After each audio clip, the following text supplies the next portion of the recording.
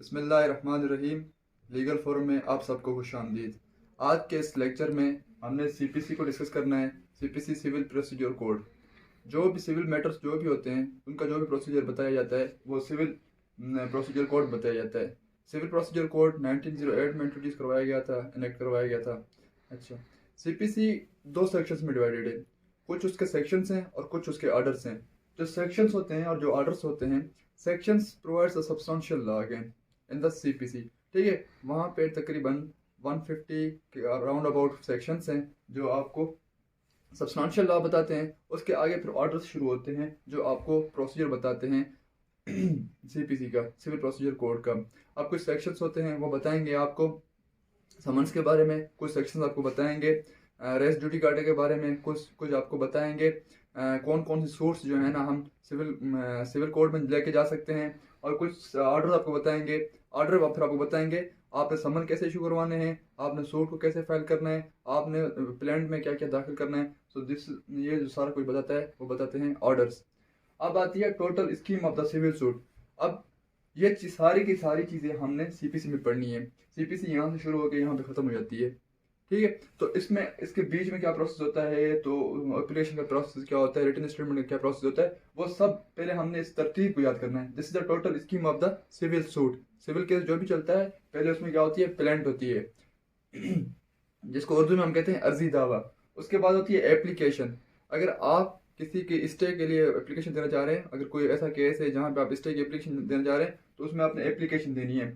फिर इस प्लेंट का डिफेंडेंट जवाब देगा, उसे कहते हैं रिटन स्टेटमेंट, उसे कहते हैं जवाब दावा।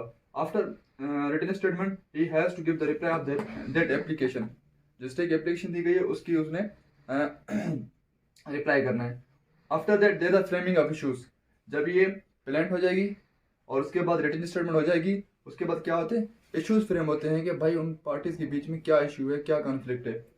After that we record the plaintiff's evidence. इसको ओरल एविडेंस या शहादत मुद्दई कहा जाता है कि भाई प्लेंटिव के एविडेंस को हम रिकॉर्ड करते हैं। After the recording the plaintiff's evidence we record plaintiff's documentary evidence. उसके हम डॉक्यूमेंट्स चेक करते हैं, उसके प्रॉपर्टी के डॉक्यूमेंट्स जो भी उसको केस प्रूफ कर रहे होते हैं, हम वो डॉक्यूमेंट्स चेक करते हैं। After that the cross examination जिरा होती है। अब जिरा क्या होती है, क्रॉस एग्जामिनेशन क्या होता है कि एक वकील जो प्लेंटिव का वकील है वो नहीं, जो डिफेंडेंट का वकील है उससे आगे क्रॉस एग्जामिन करेगा, तो उसे हम क्या कहते हैं, जिरा या क्रॉस एग्जामिनेशन।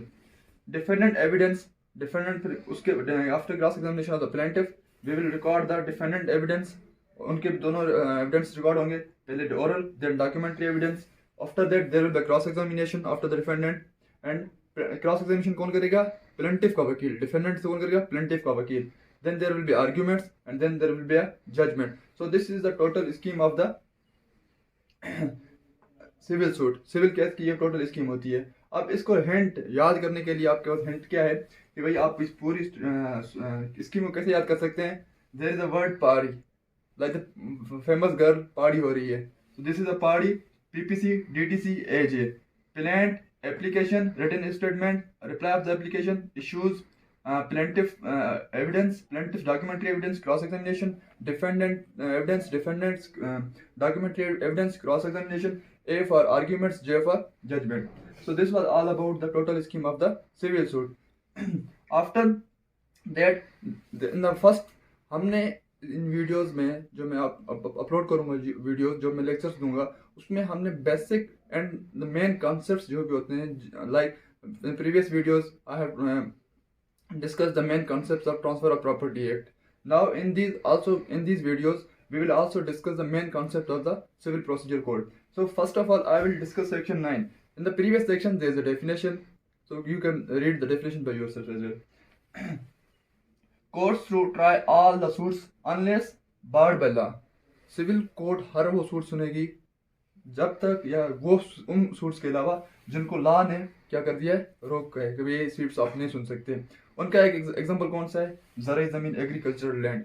तो एग्रीकल्चर का लैंड जो क्या कहते हैं वो हम सिविल कोर्ट में हम केस नहीं कर सकते उसका। उसमें हमने कहाँ पे जाना है, लैंड रेवेन्यू एक्ट के तहत जाना है। हमने सीपीसी के तहत नहीं जाना, हमने लैंड रेवेन्यू के एक्ट के जाना है। जो रेंट के मसाइल होते हैं वो भी हमने सीपीसी के अंडर नहीं जाना, उसके भी रेंट लॉज प्रोवाइड किए गए उनके अंदर जाना है, tenancy laws. After section 9 cum section 10, stay of the suit. Section 10 क्या है? Stay of the suit. आपने कोर्ट में जाके एप्लीकेशन देनी है, एक सूट चल रहा होता है ऑलरेडी कोर्ट में, उसके साथ कोई बंदा प्लेंटिफ एक सूट फाइल करता है, डिफेंडेंट क्या करता है उसको दबाने के लिए, उस ऊपर प्रेशर बनाने के लिए, वो दोबारा उसके ऊपर अगर सूट फाइल करेगा तो कोर्ट से क्या करेगी, उसको स्टे ऑफ द सूट हो जाएगा। There is one principle of res sub judice. Res sub judice का प्रिंसिपल है एक कि भाई पार्टी सेम हो, टाइटल सेम हो, कॉज ऑफ एक्शन सेम हो और सूट पेंडिंग हो। अगर उस टाइप का सूट आप दोबारा कोर्ट में कर रहे हैं, दैट विल बी स्टेड, उसे स्टे किया जाएगा। वो जब तक इस सूट का फैसला नहीं आ जाता, जब तक इस सूट का फैसला नहीं आ जाता, ये वाला सूट जो आप दोबारा फाइल कर रहे हैं, दूसरा सूट डिफेंडेंट कर रहा है उसके अगेंस्ट, प्लेंटिफ के अगेंस्ट, वो क्या हो जाएगा, वो स्टे हो जाएगा। After that what is the purpose of res sub judice? इसका पर्पस ये है इसका पर्पस ये है कि डुप्लीकेशन ना हो विटनेसेस की, जो दोबारा ट्रायल ना हो, दोबारा जो विटनेस रिकॉर्ड होंगे वो दोबारा विटनेस रिकॉर्ड ना हो, कॉन्फ्लिक्ट ऑफ द जजमेंट वो ना हो, एंड आफ्टर दैट कोर्ट का टाइम सेव हो जाए। These are the purposes, these are the purposes of the res sub judice कि दोबारा सूट आप फाइल कर सकते हैं। अगर फाइल करेंगे तो वो उसको क्या मिल जाएगा, इस सूट को स्टे मिल जाएगा, वो सूट आपकी नहीं सुनी जाएगी जब तक ये सूट पेंडिंग पड़ी हुई है कोर्ट में। So this is the concept of res sub judice. After res sub judice there is the concept of res judicata. अब देखें रेस जुडिकाटा में क्या होगा, ये सारी की सारी शर्तें सेम होंगी, this all conditions are same, but only here in the res sub judice the suit was pending, but here the suit has been decided. अब सूट डिसाइड हो चुका है उसी सेम एक्शन पे, उसी सेम कॉज ऑफ एक्शन पे, उसी same title पे, उसी सेम पार्टीज पे आप दोबारा सूट फाइल नहीं कर सकते। This is the concept of the res subjudicata. Bar to the further suit and set aside. Bar to further suit हमने ऊपर पढ़ लिया कि बार टू फर्दर सूट मतलब आप इन केसेस में फर्दर सूट नहीं कर सकते। आपने क्या करना है, या if the application has been suit again आपके अगेंस्ट डिसाइड हो गई है, you can go for the appeal और you can give any application for restoration, for setting aside. आपने फिर एप्लीकेशन देनी होती है, आपने दोबारा सूट फाइल नहीं करना होता। अब सेट असाइड का मतलब क्या होता है, जो आपके खिलाफ डिक्री आ गई है फ्रॉड के बेस पे, मिस रिप्रेजेंटेशन के बेस पे, उसको आपने कैंसिल करवाना है। और ये जो सेक्शन है बहुत इंपॉर्टेंट सेक्शन है, ये जब आप ऑर्डर्स पढ़ेंगे आगे तब भी ये काम आता रहेगा। सेट असाइड, सेट असाइड का मतलब क्या होता है, कैंसिल कराना, डिक्री को कैंसिल कराना जो आपके खिलाफ डिक्री दी गई है मिस रिप्रेजेंटेशन की बुनियाद पे। और इसको सेक्शन कौन सा डील करता है, सेक्शन 12(2). ये हमने एप्लीकेशन देनी होती है, डिफेंडेंट एक एप्लीकेशन देता है कि भाई मैं क्या कहते हैं एक्स पार्टी हो गया था, मेरा एक रीजनेबल काज था मेरे कोर्ट में ना आने का, तो वो क्या करेगा, सेट असाइड के लिए डिग्री एप्लीकेशन दे देगा।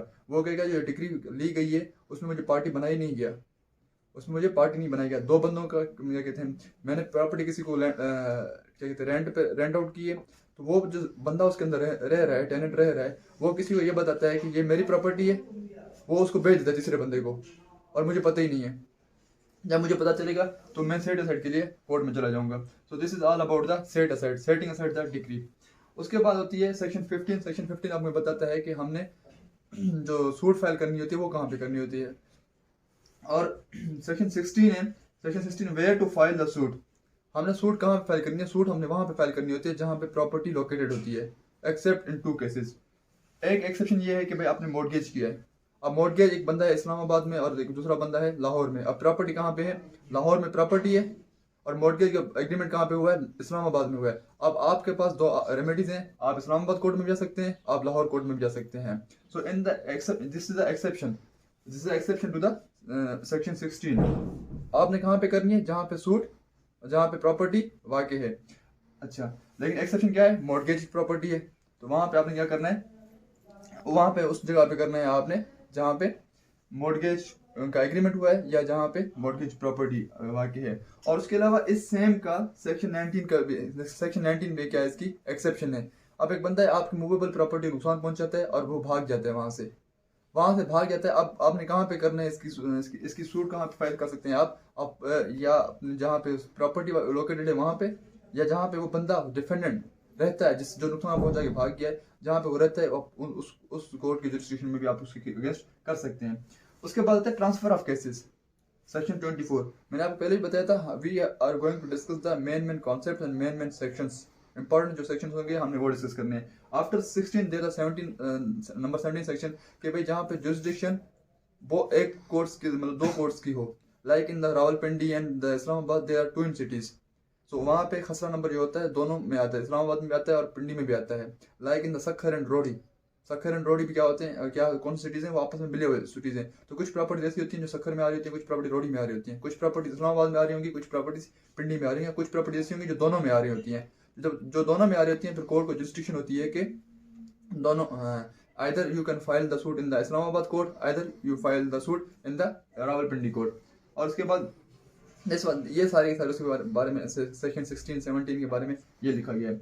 जहाँ पे जुरिसडिक्शन अनसर्टेन होती है वहाँ पे हमें सर्टेन करनी होती है, बताना होता है कि भाई ये जुरिसडिक्शन ये यहाँ पे ये वाली जुरिसडिक्शन है और उसके तहत हमने ये सूट फाइल किया हुआ है।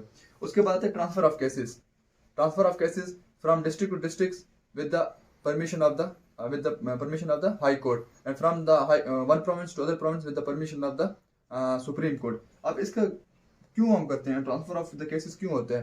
ट्रांसफर ऑफ केसेस इस वजह से होता है, कोई एक जज है आपका, उसने आधा केस सुन लिया है, अब दूसरा जज आएगा वो दोबारा से नहीं सुनेगा ना, तो वो कहते हैं कि भाई हम ये जो क्या कहते हैं विद इन द डिस्ट्रिक्ट हम ये अपना केस उसी जज के पास लेके जाने जा रहे हैं जो उसने पहले सुना हुआ है। या कुछ जज जो होता है ब्याज होता है, या जज कोई होता है वो उसकी जो क्या कहते हैं दूसरी पार्टी होती है वो उसके रिश्तेदार वगैरह होते हैं, ठीक है। तो इस वजह से हम ट्रांसफर ऑफ केसेस होते हैं। और transfer of cases from district to district with the permission of high court, from the province to province with the permission of Supreme Court. Thank you.